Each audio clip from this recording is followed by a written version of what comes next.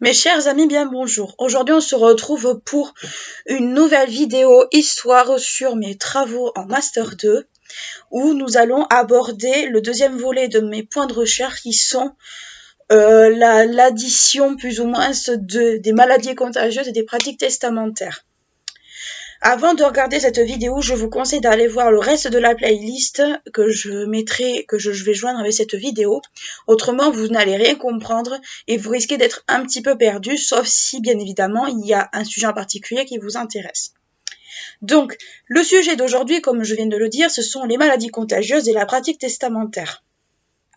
Comme je l'ai expliqué dans la précédente vidéo sur la peste et la lèpre, à l'époque du Moyen-Âge, je vous la joindrai dans le petit, il se trouvera juste ici. Nous avons vu en fait les points communs entre les deux maladies. Maintenant, nous allons voir comment ces deux maladies perturbent la pratique testamentaire à l'époque.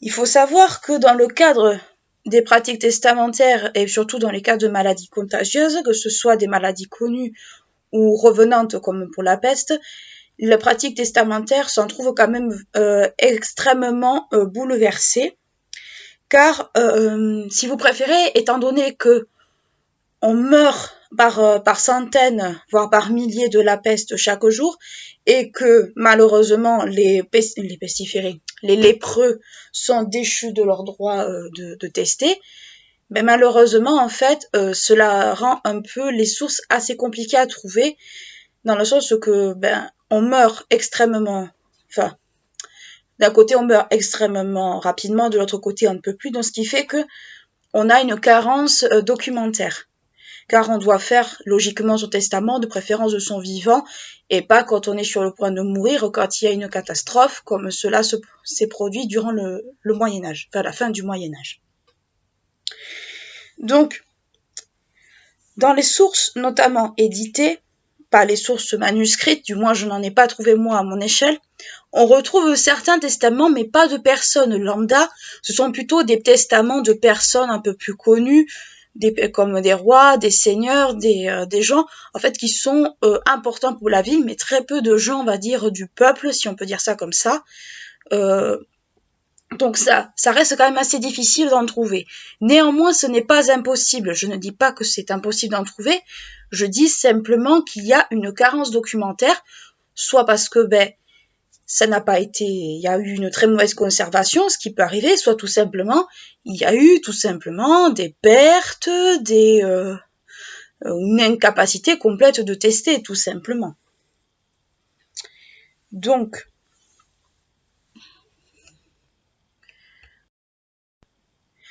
comme je disais, le testament peut servir à quoi dans ces cas-ci? Le testament a avant tout une fonction sociale. Ça a une fonction assez importante parce que on ne veut pas mourir de façon subite sans avoir réglé ses affaires. Donc, bon, je vous ai déjà expliqué préalablement les différentes donations, les différents legs. Je ne vais pas revenir dessus parce que ça sera beaucoup trop long et je pense que là, déjà la vidéo va être très longue en elle-même, comme pour la première. Donc, ce sont des documents qui émanent certes de personnes importantes, mais aussi de personnes tout à fait lambda. On peut retrouver des bourgeois, on peut retrouver des personnes qui sont en capacité de tester, et on peut retrouver aussi également des catégories socio-professionnelles qui commencent aussi elles-mêmes à produire des testaments. C'est le cas pour les notaires, c'est le cas pour les barbiers, c'est le cas pour toute personne en fait qui sent que le danger imminent arrive et que ils n'ont pas envie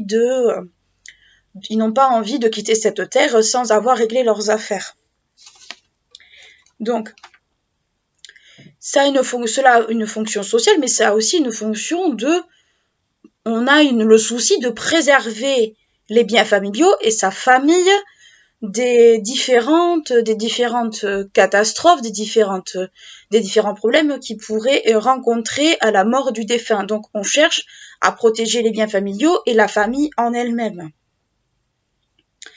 La rédaction du testament est aussi la conséquence d'une forme de pression sociale pour toutes les raisons que je viens de donner. la famille met la pression sur un individu pour qu'elle fasse son testament de son vivant et de préférence rapidement. On ne veut pas que la famille se retrouve sans rien, sans héritage ou des choses comme ça. Ou alors, on se retrouve dans certains cas, le cas par exemple des gens qui ne font pas de testament de leur vivant et où c'est la famille qui doit en fait faire le nécessaire pour justement réparer ce genre de bêtises. Donc qu'est-ce qu'on y retrouve tout simplement?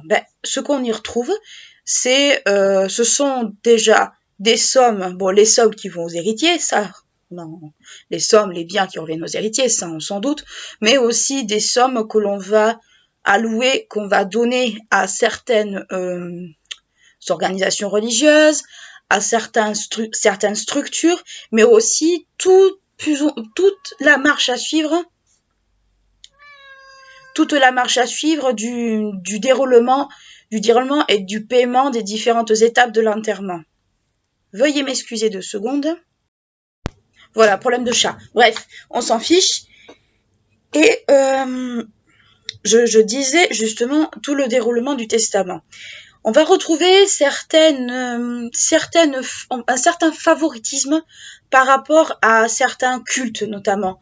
On va retrouver par exemple des dons surtout pour le culte marial, pour ce genre, et de différents saints, parce qu'on veut avoir la protection de la Vierge, mais aussi des intercesseurs de Dieu.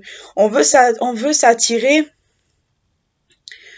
toutes les je vais dire les bonnes ondes, même si c'est pas forcément l'expression très bien choisie, mais on veut s'attirer les faveurs en fait de ces intercesseurs, parce que tout simplement on veut avoir une chance d'arriver au paradis et non pas se retrouver soit au niveau du purgatoire, soit carrément en enfer.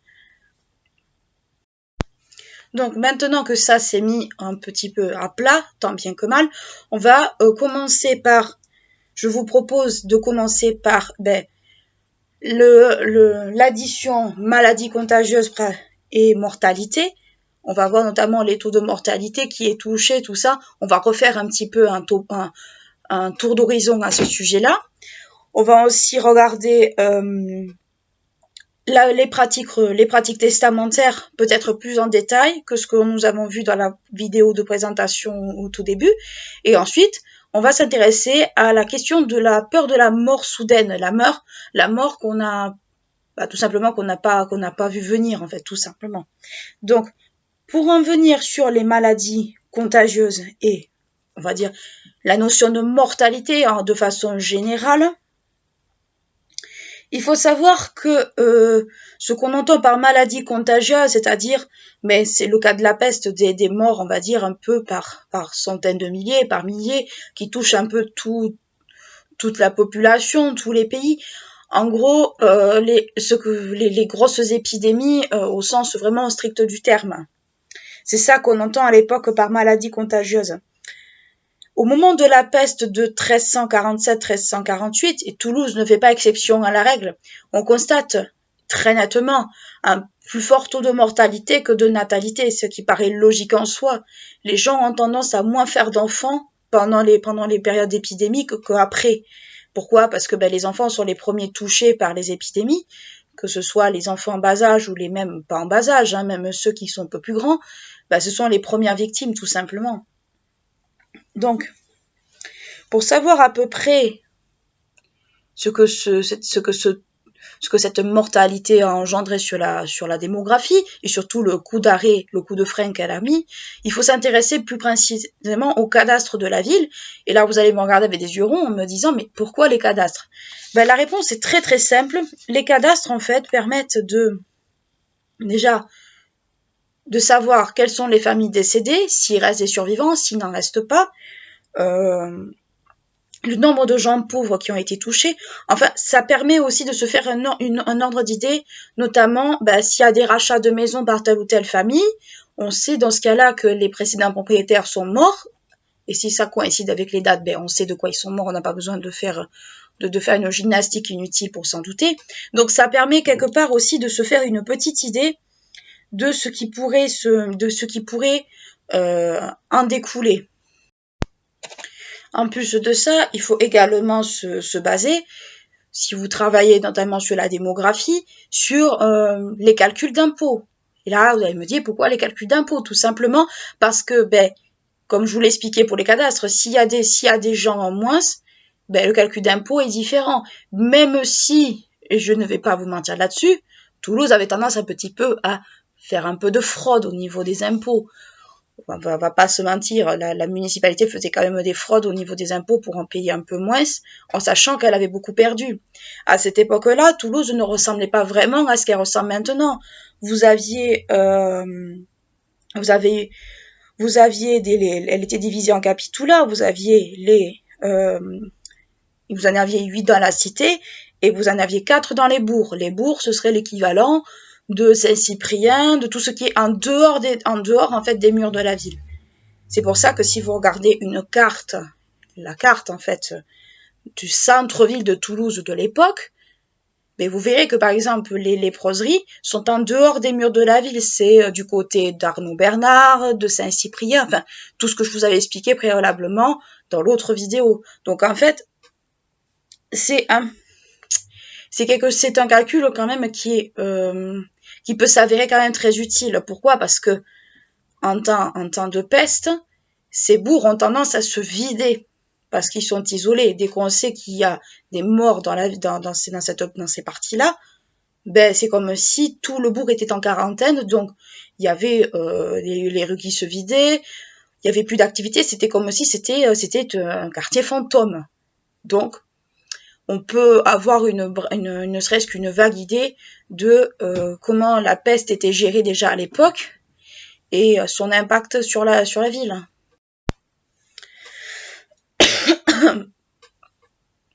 Pour en venir à la peste éventuellement et à Toulouse, comme je l'ai déjà expliqué, la peste en fait arrive à la Toussaint, aux environs de la Toussaint 1347, mais elle tend un peu à s'installer jusqu'à l'année suivante. On constate d'ailleurs que, comme je vous disais, que certaines zones après 1948 étaient complètement vidées, notamment des zones de la ville. C'est ce que je vous dis au niveau des bourgs, les zones étaient complètement vides. Pourquoi? Parce que on faisait une circonscription en fait de l'endroit où il y avait des malades, et concrètement, les gens étaient confinés, même si j'ai horreur de ce mot à l'heure actuelle, étaient confinés carrément dans leur quartier. Personne ne pouvait ni sortir, mais pas sortir de chez eux. Ils ne pouvaient pas sortir du bourg, mais personne ne pouvait rentrer non plus. Donc en fait, c'était comme si c'était vraiment une zone de quarantaine, comme on peut voir dans les films. Néanmoins, même si elle a fait des ravages en 47-48, c'est en 1361 que malheureusement, c'est peut-être, selon moi, pour avoir étudié les deux, c'est peut-être c'est peut-être l'épisode de peste qui est peut-être beaucoup plus violent que celui qui est arrivé précédemment, car elle touche essentiellement des enfants. Elle touche énormément les enfants, et c'est d'ailleurs pour ça qu'on l'appelle la peste des enfants, parce qu'à cette époque-là, bien évidemment, beaucoup de jeunes enfants étaient touchés et donc mouraient beaucoup plus facilement. Pourquoi? Parce que les enfants je ne vous apprends rien, les enfants sont très fragiles, et surtout à une époque où on sort d'une épidémie, l'économie est fragile, il y a peut-être pas à manger correctement, donc les gosses sont affaiblis, et bien évidemment, ça encourage la maladie à venir et à s'installer, notamment à venir et à s'en prendre à des jeunes. En plus des enfants qui sont vus comme des catégories fragiles, vous avez les femmes enceintes et les vieillards. On va me dire logique. Oui, c'est logique. Mais on a constaté, au fur et à mesure des recherches, que les femmes enceintes faisaient énormément de fausses couches pendant les épisodes de peste. Pas à cause de la maladie en elle-même qui affaiblit énormément le système immunitaire, et puis probablement aussi à cause du stress de la maladie. Donc, en fait, ce sont en même temps qu'elles touchent toutes couches de population confondues, vous avez dans ces couches de population des personnes beaucoup plus fragiles, beaucoup plus amènes d'être plus malades que les autres. C'est pour ça d'ailleurs que quand il y avait plus les parents pour s'occuper des enfants, il y avait eu énormément d'orphelins dans les villes. La peste a engendré énormément d'orphelins, dont certains d'entre eux ne dépassaient pas les 1 an. Donc ça montre bien la virulence de la maladie, la virulence la virulence en fait de la mort, mais tout comme, mais aussi quelque part une forme de fragilité de la population, comment dire, une sorte d'incapacité de la population d'époque à se renouveler, à se régénérer, ce qui pose énormément de problèmes, notamment dans les catégories socio-professionnelles qui sont touchées, car on est obligé de faire venir des gens de l'extérieur pour pouvoir exercer les métiers. Donc, ce qui fait que on sent que la ville est quand même mise à mal dans toutes ces structures. Donc, cela montre, comme je dis, une forme de fragilité. Mais cette fragilité tend un peu à s'atténuer petit à petit parce que les épisodes de peste deviennent de plus en plus éloignés, de plus en plus disparates. Donc, il y a quand même une forme, un effort, on essaie de régénérer la population du mieux qu'on peut. Mais ce n'est pas toujours évident d'y arriver. Ensuite, pour vous donner un ordre d'idée, là on va s'intéresser à la question de épidémie, maladie contagieuse et testament. Vous allez me dire, là ça fait beaucoup. Oui, c'est vrai, ça fait beaucoup. Mais comme je vous l'ai expliqué, dans les sources, déjà on a des sources manuscrites extrêmement pauvres, disons la chose comme elle est, c'est très pauvre, et c'est très compliqué à en trouver. Ce qui fait que, et même le terme peste est quasiment rarement trouvé. Donc ça montre aussi une forme je dirais d'occultation, même si c'est pas le mot exact, mais une forme de déni en fait du contexte, sûrement pour ne pas, on va dire, alarmer les gens, pour ne pas, il y a tout un tas de raisons autour de ça je n'en doute pas, mais bon, moi, je ne ferai pas peut-être d'interprétation là-dessus. Toujours est-il que le mot peste est très peu utilisé. On le retrouve principalement dans les sources manuscrites, enfin pas manuscrites, éditées, qui sont antérieures à l'époque, parce à cette époque-là, personne n'avait peur d'utiliser le mot, mais à cette époque-là, c'était pas le terme le plus employé. Les sources manuscrites que l'on peut retrouver éventuellement sur Toulouse, sur comment l'administration de Toulouse a on va dire, appréhender un peu la peste et tout ça, ce sont principalement soit des lettres patentes, soit des mandements qui venaient soit des fois des autorités toulousaines elles-mêmes, soit du roi, soit de ses représentants, mais rien de plus en fait. Dans ces mandements, dans ces lettres, on retrouve les termes mortalité, on retrouve les thèmes peste ou pestilence. La lèpre est mentionnée dans une source qui date de 1345, donc un peu avant notre période, mais elle permet quand même de se dire, elle permet quand même de voir que on cherche quand même à contenir les lépreux, même si ça reste compliqué, mais ces termes-là sont très très peu utilisés, faut dire la vérité comme elle est, on les voit extrêmement peu. Le thème mortalité, peste, pestilence, en fait, sont des termes un petit peu bateaux, un peu des termes qui peuvent désigner la peste bubonique, ou d'autres maladies comme la grippe, comme toutes ce sont des mots, comme je disais, des mots un peu fourre-tout, où on n'explique pas vraiment en fait ce que ça désigne vraiment. Alors parfois, et ça je l'ai trouvé, on retrouve bien évidemment le terme peste au sens premier du terme, c'est-à-dire la peste elle-même, mais bien souvent ça peut désigner carrément autre chose. C'est là un peu la difficulté quand on parle d'épidémie et de pratiques testamentaires, c'est qu'il faut savoir si c'est bien de la bonne maladie dont on parle ou si c'est d'une autre maladie. Et ça, c'est pas toujours évident. Il faut vraiment lire, en fait, le reste du mandement, le reste de la lettre patente pour savoir de quoi elle parle pour savoir si c'est vraiment de ça dont on parle ou si c'est d'autres choses. On parle souvent, on utilise le terme mortalité, peste ou pestilence quand il s'agit par exemple des calculs d'impôts ou pour désigner le fait que la région est affaiblie, qui est affaiblie par la maladie et que par conséquent, faut faire un peu attention. Donc c'est très compliqué en fait de savoir où est le où est le on va dire de faire où est la distinction entre les deux.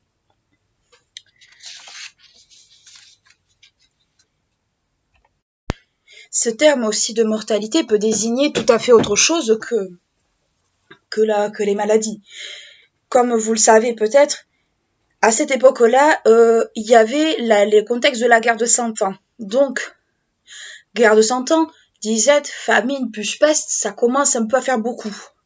Donc en fait, la difficulté première dans la pratique testamentaire, quand on parle de mortalité, c'est vraiment de faire la distinction entre tous ces facteurs-là. Ce qui montre quand même que le travail de l'historien n'est pas aisé en lui-même, parce que si on n'a pas en fait les bonnes données ou si on a des données un peu partielles, on a tendance un petit peu à nager en eau trouble. Quand on parle de testament ou pratique testamentaire dans ces temps un petit peu troublés, on peut voir quand même le reflet de certaines pratiques choisies par les testateurs. Notamment au niveau de la répartition des testaments, on peut s'apercevoir qu'elle se fait annuellement, c'est-à-dire par année. On constate aussi une forme de pic de rédaction de testament à certains moments plus qu'à d'autres, notamment au moment des grands épisodes, des grandes épidémies, des grands épisodes de peste, notamment à partir de 1361, où là, comme je vous l'ai dit, ça touchait principalement les jeunes. Et donc, on a tendance un petit peu, et c'est très certainement la motivation première, quand on perd des enfants dans une famille, à essayer de favoriser d'autres membres de la famille, susceptibles peut-être de ne pas mourir. Donc, il y a quelque part un bouleversement, en fait, des pratiques testamentaires avec la venue de cette maladie-là. Alors, je rappelle que la lèpre n'est pas mieux lotie, les lépreux sont déchus de leur droit de faire des testaments. Donc c'est quasiment très difficile, voire impossible de trouver des testaments des lépreux venant de cette époque-là. Mais imaginez au temps de peste, déjà vous avez le grand nombre de morts, plus le souci de devoir léguer vos biens à quelqu'un quand vous avez perdu vos fils, vos filles, votre femme ou vos parents et que vous vous dites mais qu'est-ce que je fais dans ce cas-là? Donc, il y a quand même tout un bouleversement au sein même des mentalités de l'époque.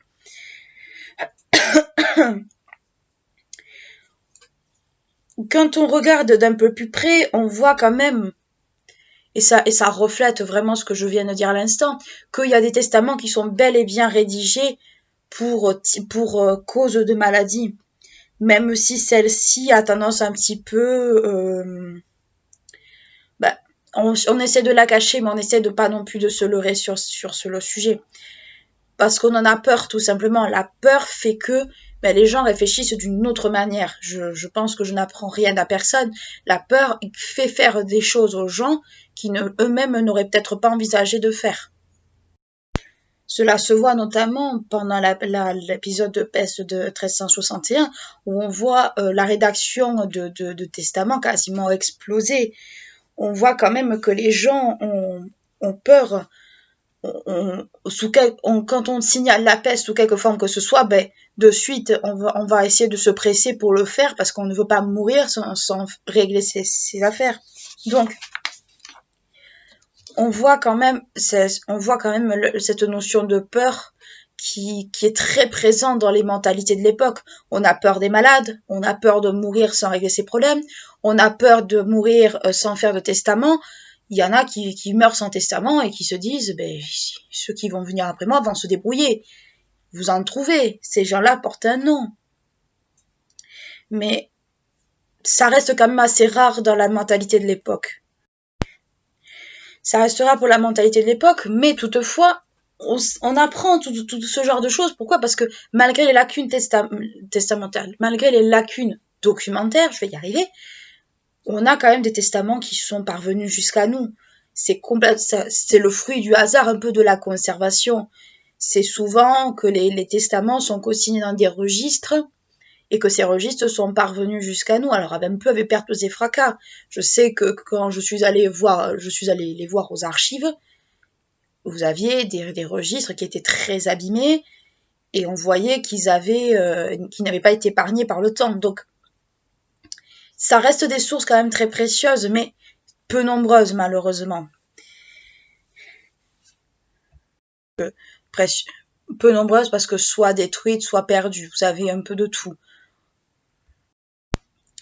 Et c'est d'autant plus difficile de trouver des testaments en bon état. Pourquoi? Parce que les notaires font partie des personnes à risque. Ce sont les personnes en fait qui se trouvent au chevet des malades et donc par conséquent qui sont tout aussi exposés que les barbiers, les chirurgiens ou les prêtres. Donc il y a quelque part aussi un manque de circonstances, j'ai envie de dire. Ça reste quelque chose qui est très difficile à faire, surtout dans ce genre de période.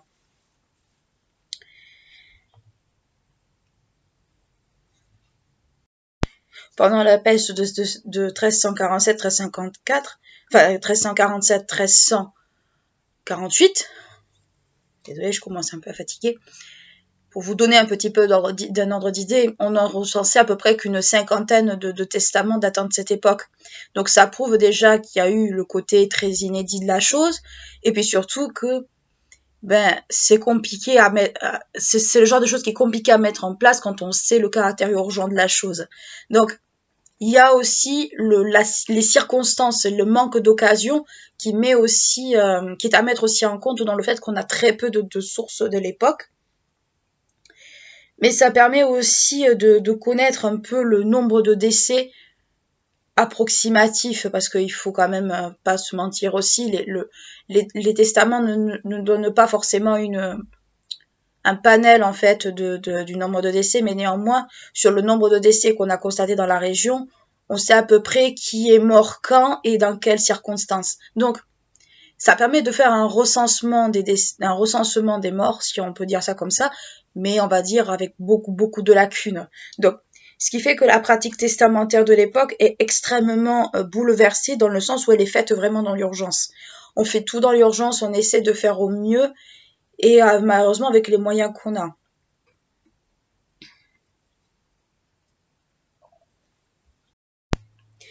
Même si, il faut quand même se le dire aussi, la peste tend à toucher tant les campagnes que les villes. Alors, vous allez me dire, mais dans ce cas-là, bon nombre de nobles se sont réfugiés dans les campagnes. Oui, c'est sûr, mais d'une certaine façon, et là, ça va être un peu d'un ouvrage à l'autre, on va noter quand même une différence. Les campagnes vont être impactées, mais pas de la même manière que les villes. Les villes sont des gros centres de population, alors que les campagnes, même si les campagnes sont très vastes, si vous êtes vraiment en rase de campagne très isolée, vous avez une chance d'attraper la maladie, c'est sûr, mais beaucoup moins que dans les grands centres urbains. Il n'y a rien qu'à voir à l'heure actuelle comment ça se passe. Donc, on voit quand même une forme de disparité autour des gens qui sont touchés. Alors, la peste touche sans distinction de sexe, de sexe ou tout ça. Hein. Tout le monde peut être impacté, du plus grand notable au plus petit paysan. Ça ne veut strictement rien dire. C'est juste que le temps d'exposition, le temps d'affectation, oui, du malade n'est pas le même. Dans les campagnes, le souci que l'on a, c'est que les pauvres n'ont pas le réflexe de faire un testament. Pourquoi? Parce que les notaires ne sont pas forcément à proximité, il n'y a peut-être pas de notaire dans le village, du coup il faut aller chercher le notaire dans un autre village. Beaucoup ne prennent pas le temps de le faire et soit vont aller voir le prêtre pour qu'il le fasse à la place du notaire, soit ils n'en font pas du tout. Donc en fait, c'est aussi toutes ces circonstances qui fait qu'on a encore moins de documents. Toutes ces pratiques-là, on s'en aperçoit au fur et à mesure, parce que si on voit que le village A n'a pas notaire à proximité, ben c'est une personne de ce village qui va aller dans le village B pour aller chercher le notaire. Et du coup, quand on regarde les actes, qu'on voit que le notaire du village B a rédigé l'acte pour une personne du village A, et bien on voit que on est allé le chercher exprès pour ça. Donc ça reste quand même, ça se fait, ce n'est pas rare, ça se fait, mais il faut prendre le temps de le faire et beaucoup ne le prennent pas. Donc c'est quand même quelque chose qui n'est pas rare et qui se fait, mais c'est pas forcément la chose qui vient de suite de soi.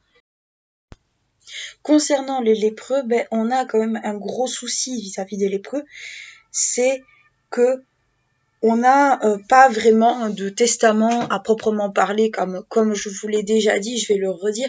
Les lépreux sont considérés comme des morts au sens mortalité aux yeux de la société, et du coup ils ne peuvent ni faire de testament, ni avoir d'héritier, ni rien. Donc c'est difficile quand même à trouver. C'est difficile de trouver des testaments de lépreux en sachant qu'ils ne peuvent pas en faire. Donc la seule chose pour lesquelles on peut voir des testaments et des legs chez les lépreux, c'est quand on trouve des legs émanant de lépreux eux-mêmes aux établissements qui les prennent en charge. C'est peut-être d'ailleurs les seuls legs qu'on peut leur attribuer. Donc, avec tout cela, on peut aisément se demander comment est-ce que on peut appréhender cette notion de mort imminente, que ce soit une mort sociale ou une mort physique, au sein de la société de l'époque.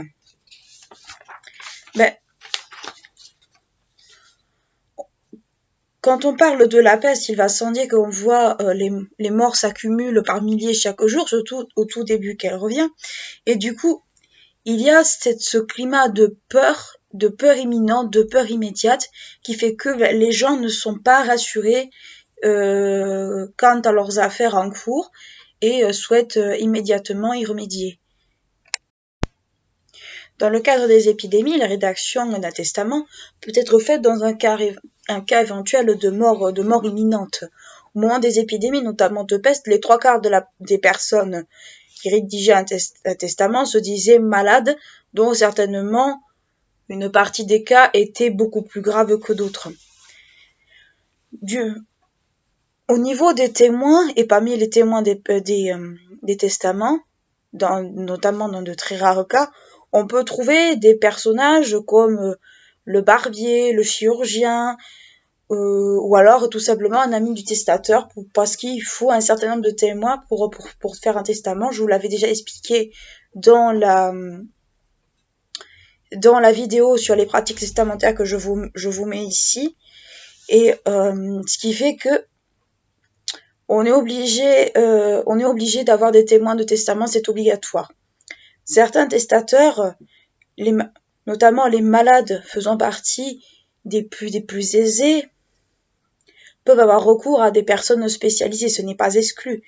Les artisans, eux, peuvent avoir recours à des barbiers ou des chirurgiens, parce que comme vous le savez, en temps de peste, c'était ceux qui étaient le plus à même, et même, j'ai envie de dire, en temps de maladie de façon générale, c'était ceux qui avaient le plus de connaissances en matière d'anatomie, contrairement aux médecins de l'époque, qui étaient plus des intellectuels qu'autre chose.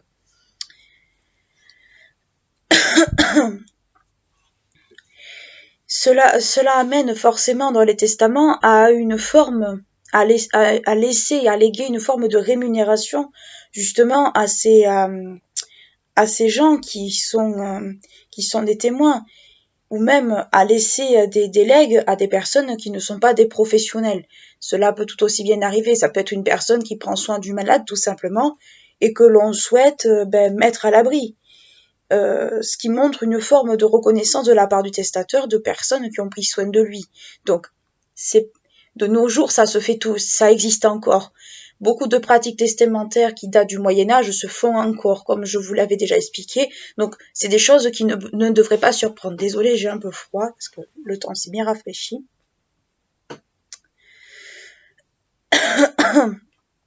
On peut également souligner le caractère charitable de ces legs, notamment envers les personnes et puis même envers les institutions. Donc, il y a tout un tas de Il y a tout un tas, on va dire, de legs qui sont faits par rapport à cette crainte de la mort imminente. On constate toutefois des pics de rédaction de testaments, notamment dans les périodes autour du printemps et au début de l'automne. Pourquoi? Parce que ce sont bien les périodes où la peste bubonique, principalement, fait le plus de ravages. Donc, même si je vous avais déjà expliqué la peste bubonique, enfin la peste pulmonaire succède à la bubonique, il n'en est pas moins que c'est la bubonique qu'on redoute le plus à cette époque-là. La peste pulmonaire, à l'époque, on ne savait même pas que ça pouvait être une forme de peste. On pouvait supposer que c'était une autre maladie, mais pas la peste. On voit également le nombre de rédactions de codicilles, qui sont des espèces d'annexes au testament, se multiplier. À Toulouse, mais aussi les paiements pour les legs. À Toulouse, on constate un espèce de délai entre la rédaction du testament et le décès du testateur avant l'application du testament. Donc, on voit quand même, on remarque quand même une certaine forme, que des fois les testaments qui ont été faits au moment imminent, des fois peuvent être exécutés plusieurs années plus tard. Pourquoi? Parce que la personne n'est pas morte de suite. On fait un testament parce qu'on a peur, mais il peut arriver très fréquemment que les personnes ne meurent pas de suite. C'est déjà arrivé, et c'est ce qui fait que ces personnes-là sont lourdement stigmatisées parce qu'on ne sait pas si elles sont malades ou pas. Ces choses-là peuvent être notamment liées par le contexte sanitaire qui a tendance un peu à se mettre, à s'améliorer, commence un tout petit peu à s'améliorer, surtout au XVe siècle, mais ça ne va pas forcément de soi. Les testateurs qui sont souvent malades au moment de la rédaction du testament, comme je vous dis, peuvent guérir et vivre plusieurs années. Mais c'est peut-être pas forcément c'est peut-être dû ça peut être dû certes aux conditions sanitaires, mais aussi peut-être de la façon dont on se débrouille pour que la maladie soit le mieux endiguée le plus que possible. Donc, toutes ces informations, que ce soit le testament fait par des personnes lambda ou même par des catégories socio-professionnelles exposées, montrent que il y a une forme de démocratisation du testament. On y a recours de plus en plus souvent autour des 14e, 15e siècles, ce qui montre que on a conscience qu'il faut perpétuer, protéger les gens, en fait, protéger ses biens le plus rapidement possible. Les femmes ont tendance aussi à faire un peu la même chose. Toutefois, comme je l'ai déjà expliqué, elles doivent avoir l'aval d'une personnalité masculine de leur famille, leur mari, leur père, leur frère, ce que vous voulez. Mais encore faut-il qu'elles aient déjà quelque chose à léguer, ce qui n'est pas toujours le cas malheureusement. Elles en font parce que c'est une obligation, mais la plupart du temps, elles ne peuvent rien avoir à léguer. Les corps de métier sont également très lourdement impactés. On le voit on peut le retrouver notamment sur la question bibliographique dans de nombreux ouvrages. On voit que notamment, comme je le disais, barbiers, prêtres, chirurgiens, notaires sont les plus touchés par ces morts-là. Ce qui fait que on a tendance à aller en chercher un peu ailleurs.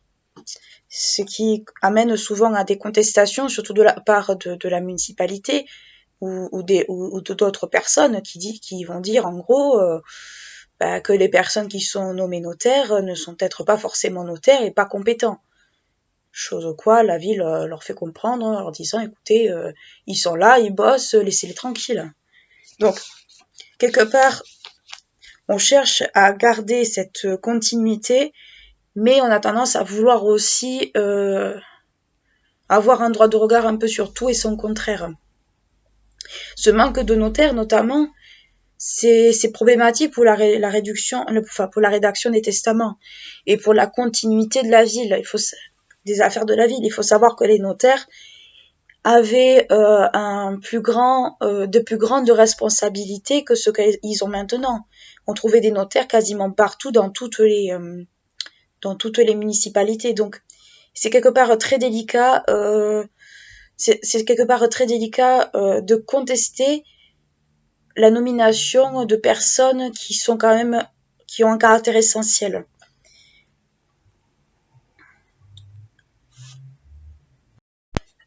La formation des médecins est elle-même remise en cause, et je parle pas des barbiers ou des chirurgiens, je parle des médecins, car il y a une forme un peu, dans ce contexte-là, une forme de, pas de négligence, mais pas une bonne formation des médecins, ce qui fait que l'université de Toulouse a demandé à ce que un espèce d'examen de test soit fait aux médecins pour savoir exactement où est-ce qu'ils en sont, et surtout pour leur permettre d'exercer légalement la médecine, car malheureusement certains médecins étaient médecins mais ne pratiquaient illégalement, avec toutes les sanctions qui encourent. Cet encadrement est aussi un peu valable pour les barbiers et les chirurgiens, mais ça, bon, je vous en parle pas parce que les décisions sont totalement en dehors de notre champ de recherche, mais aussi pour les fossoyeurs et le personnel hospitalier. Faut savoir que le personnel hospitalier de l'époque, c'était principalement, la plupart du temps, des religieux. Vous retrouviez beaucoup de religieux à cette époque-là, comme je l'ai déjà expliqué, même jusqu'à une période très récente. Dans les hôpitaux français du XXe siècle, vous trouviez encore des sœurs mêlées avec des infirmières. Donc, on voit quand même que avec les épidémies de peste, on a tendance à vouloir un peu renforcer la surveillance sur les formations des professions dites essentielles dans ces cadres-ci.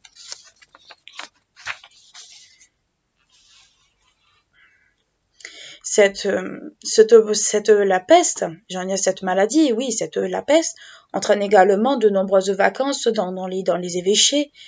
Les évêques soit sont partis par la peur, soit ils sont morts en faisant leur devoir d'hommes d'église. Donc, il y a tout un temps, on va dire, de déséquilibre sociétaux qui sont mis en avant. Notamment, là, je parle de la formation, mais ça peut être... je parle de la formation parce qu'elle est en mettre en lien avec cette peur certaine de la mort, parce que quelqu'un qui est mal formé, qui ne connaît pas en fait ce qu'il faut faire, ou qui a une mauvaise connaissance du sujet, concrètement ne sera pas aussi efficace que quelqu'un qui sait de quoi il parle et qui sait pertinemment comment faire. Donc tout ça est à mettre en lien avec le fait que mieux les gens sont formés, mieux les choses peuvent être réalisées correctement. Excusez-moi, plus ça peut être réalisé correctement. Ça ne diminue pas la peur certaine de mourir, certes, mais on préfère tous mourir avec des gens qui sont compétents le plus possible dans leur domaine que des gens qui ne sont pas assez formés et pas assez informés et qui se trompent de diagnostic ou qui nous font des saignées à l'époque sans savoir où est la veine. Donc, il y a quelque part, comment dire, on essaie d'atténuer le mal, mais cette idée de mort est toujours présente dans l'imaginaire.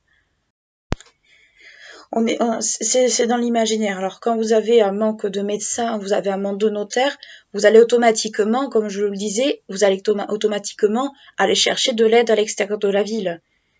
Logiquement, normalement, c'est pas forcément ce que la ville aurait préféré faire, mais un cas extrême, mesure extrême, malheureusement.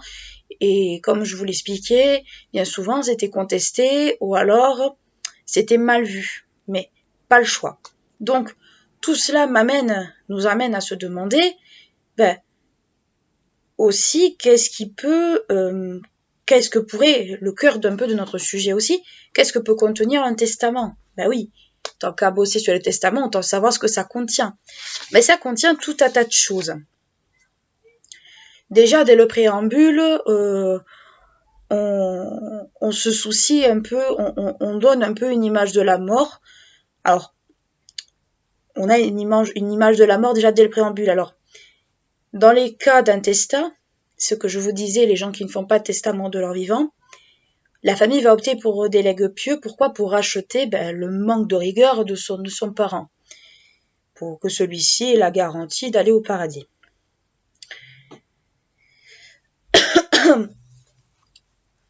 On fait des legs très souvent aux ordres mendiants. Mais comme du moins c'est ce que j'ai pu voir dans mes recherches. Les legs à proprement parler sont là, comme je le disais, pour protéger les biens de la famille et assurer une forme de protection financière aux héritiers. Pardon. Dans les préambules de testament lambda, on va retrouver surtout des invocations d'abord à Dieu, puis au Christ et à la Trinité principalement. Tous les testaments ont une trame de base et ceci n'en fait pas exception. On rappelle la fragilité de la condition humaine. La misère est très peu évoquée parce que peut-être parce que ça s'est assez mal vu à l'époque. On rappelle que l'homme est soumis à la mort parce que c'est un concept très évident, mais la seule chose qui met tous les hommes, toutes les femmes, tous les enfants et tout ce que vous voulez, toute créature vivante, sur un même pied d'égalité, c'est le trépas. Malheureusement, c'est ce qui nous met sur un seul et même pied d'égalité. On retrouve beaucoup, par exemple, des proverbes, des références à des proverbes, notamment à Saint-Augustin, à Saint-Luc, à différents saints. On insiste que la mort soudaine est inévitable, mais qu'elle reste néanmoins pas non plus, ce n'est pas non plus ce n'est pas quelque chose, on va dire, de répétitif, c'est assez exceptionnel. Une autre mention qui est faite, c'est également la question du jugement, notamment la question du jugement dernier. C'est une notion qui est présente dans l'esprit de tout bon catholique, de tout bon chrétien, de tout bon catholique qui se respecte. Et le testateur espère, notamment par les bonnes œuvres qu'il a accomplies, par tout un tas de manifestations de piété, et pouvoir bénéficier d'un jugement clément au moment du jugement dernier. Tout ceci fait partie de la trame de base des testaments, même si, selon les notaires, on va retrouver quelques petites notions personnalisées. D'un notaire à l'autre, certains peut-être ont peut-être des petites subtilités de langage ou des choses comme ça. Donc, l'important, c'était surtout de rester dans les normes d'époque, notamment au niveau de la rédaction, quel que soit le notaire et quel que soit le testament. C'était la chose la plus importante. À côté de ça, au XIVe siècle, on voit un caractère eschatologique qui commence un peu à se faire. Oui, mon chat. Qui commence un petit peu à apparaître. Les hommes cherchent à racheter petit à petit leurs péchés, et du coup, cette idée d'eschatologie vous rappellera peut-être autre chose. C'est ce qu'on retrouvait dans l'une des motivations des croisades, c'est-à-dire on veut racheter les péchés car ils ont offensé Dieu, donc on va faire des manifestations eschatologiques. Ça va être un pèlerinage, ça va être tout un tas de choses. Donc cette dimension tend petit à petit à s'installer. À Toulouse, par exemple, au tout début du XVe siècle, les prêches qui annonçaient annonçaient la plupart du temps la venue du jugement dernier. Pourquoi? Parce que la peste était venue juste un siècle avant. Donc, on insiste un peu sur une forme de religiosité qui est de plus en plus accentuée, de plus en plus mise en avant. On insiste sur le fait de faire pénitence, de se repentir. La notion de fin du monde et d'apocalypse est également présente dans toutes les églises. Donc, la peste pour l'époque était vue comme une forme d'apocalypse, était vue comme une forme de punition divine au sens collectif du terme. Et du coup, on part du principe que les hommes ont péché et du coup, il faut se faire pardonner. Donc, il y a cette dimension de religiosité exacerbée, mais qui malheureusement fait partie des mentalités de l'époque. C'est ce qui fait que la religion a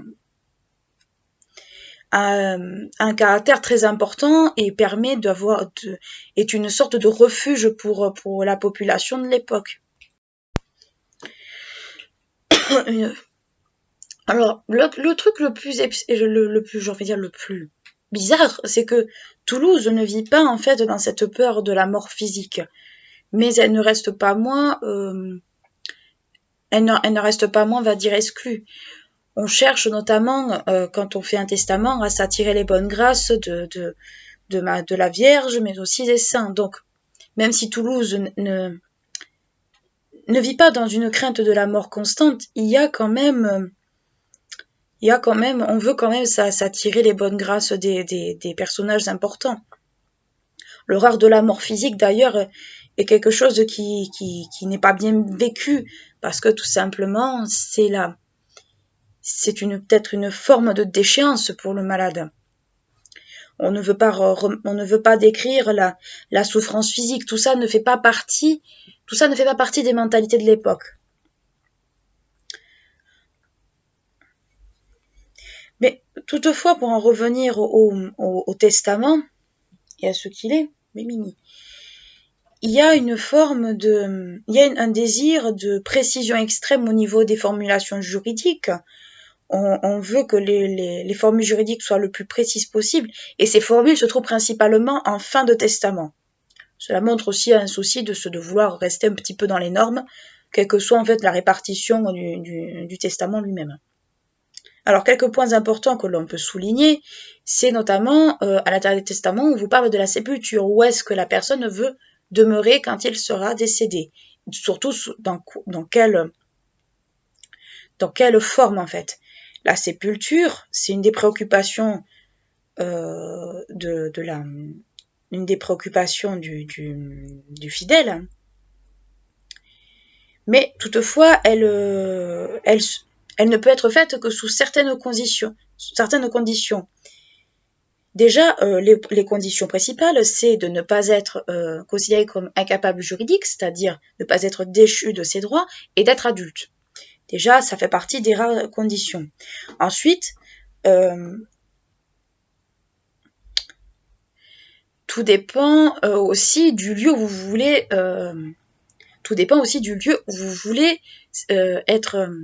où vous voulez que la sépulture soit. Ça peut être dans un couvent, ça peut être dans une église, ça peut être dans un cimetière, ça peut être partout. Le choix de la sépulture est libre dans quelque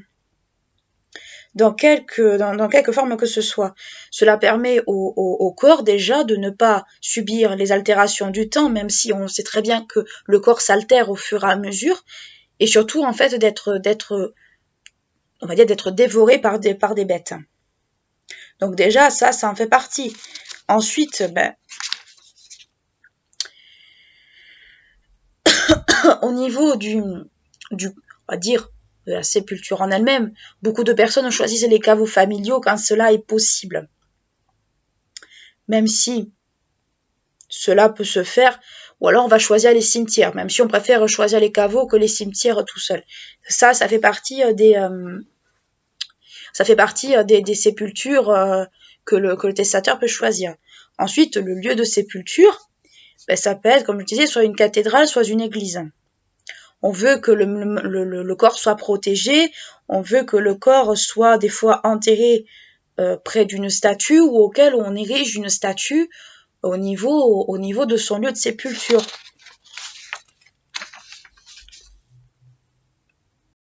Certains caveaux familiaux ont pour lieu de sépulture des couvents d'ordre mendiant ou ce genre de choses. En fait, vous avez même des catégories socio-professionnelles qui choisissent d'être enterrés dans des églises, donc notamment les prêtres. Donc, quelque part, le lieu de sépulture est un petit peu au choix de la personne. On demande des fois on demande des fois des constructions de chapelles ou des choses comme ça. Tout ça, c'est financé par les héritiers. Et c'est notamment, financier.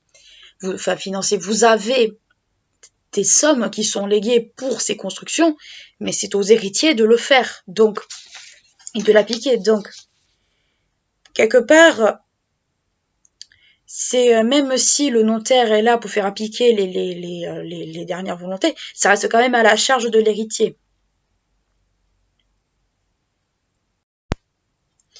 Mais avant de mourir, le défunt doit communier, il doit recevoir l'extrême onction, il doit comment dire, il doit confesser ses péchés, il doit en fait en passer par toute une forme en fait de préparation à mourir. Donc bien souvent, ce sont les prêtres qui ont cette tâche, mais il est arrivé dans certains cas, pas à Toulouse, mais ailleurs, que ce soit des femmes qui sont en charge d'appliquer ces derniers sacrements, mais ça reste relativement très très rare. Vous savez bien qu'au Moyen-Âge, n'est pas misogyne, mais n'est pas non plus à fond dans la condition de la femme. Donc, quelque part, vous avez quand même une forme d'accommodation. On essaie de s'accommoder selon les circonstances à qui on a un peu sous la main. Le fait de confesser ses péchés est important car on ne peut pas on ne peut pas mourir sans avoir confessé ses péchés, sans avoir reçu le viatique et aussi sans avoir reçu l'extrême onction. Donc, toutes ces étapes-là, en plus de la rédaction du testament, sont très importantes. C'est notamment le prêtre qui s'en occupe. Et ça a aussi pour but de purifier l'âme, de la rendre plus saine, de la débarrasser de ses impuretés. Donc, il y a une forme de « je dois laver mes péchés avant de mourir ». Le testament, à défaut, comme je l'ai déjà dit, de ne pas être rédigé par un notaire, peut être rédigé par un prêtre. Donc le prêtre a la double fonction. Il doit à la fois purifier, préparer à la mort le malade ou la personne, mais aussi recueillir ses dernières volontés et les faire appliquer. Donc, il y a une forme de double fonction pour que la personne puisse s'en aller. Ah, et ce qu'on peut rajouter aussi dans les testaments, ça je le mets parce que j'y pense parce qu'on parle des prières. Les testaments peuvent aussi contenir les prières les rites et les prières qui doivent être prononcées. On doit prononcer tel nombre de prières dans telle église pour la mort de telle personne. Donc en fait, tout ça, c'est consigné dans le testament. Donc ça, je ferme la parenthèse. Donc le but en fait de l'extrême onction, de préparer tout ça, on récite des spaumes, on récite des prières, le but étant que la personne soit entourée par des siens, par la communauté. On essaie de faciliter le passage de l'âme vers un au-delà beaucoup plus apaisant. Et cela est d'autant plus vrai que au XIVe, XVe siècle, on commence à avoir une autre vision de la mort qui est peut-être beaucoup plus apprivoisée que dans les siècles suivants. Donc, écoutez, c'est tout pour aujourd'hui. Je suis désolée si je suis passée rapidement sur certains détails, mais comme vous savez, vous aurez toute la bibliographie en barre d'infos, donc si vous voulez aller creuser certains points plus en détail, je vous y invite très grandement. Je m'excuse par avance pour le retard de cette vidéo, mais j'ai eu beaucoup de travail entre-temps et je ne pouvais pas en fait tout faire en même temps, c'était pas possible. Donc écoutez, j'espère que cette vidéo podcast vous aura intéressé. N'hésitez pas à liker la vidéo si elle vous a plu, à vous abonner à la chaîne si c'est pas encore fait, à faire circuler aussi les vidéos aussi si elles vous ont intéressé, si vous les trouvez intéressantes. N'hésitez pas à poser des questions, que ce soit là où je publie que ce soit dans les groupes sur les réseaux sociaux où je poste ou sur YouTube. Je ne mange personne, je ne mange pas de petits enfants petit-déj, je le signale. Donc n'hésitez pas à poser des questions. On est là pour apprendre, on est là pour connaître des choses, pour savoir des choses. Moi, vous savez que je suis à votre disposition avec plaisir. Je vous fais de très gros bisous et je vous dis à très très bientôt. Ciao.